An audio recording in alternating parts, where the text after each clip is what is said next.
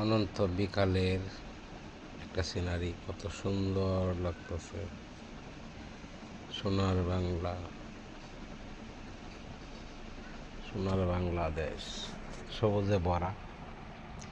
এই যে অগ্রণী ধান ফসল জমিতে, যে নতুন একটা মসজিদ,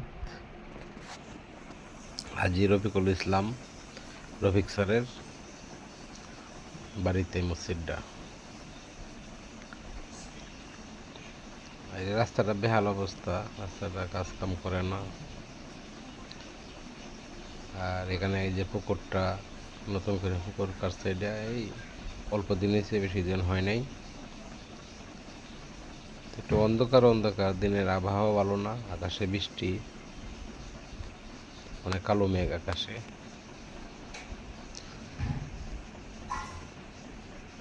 এখানে আমি ঘুরতে গেছিলাম, পরে ভিডিওটা ফুটেজ নিলাম আর কি।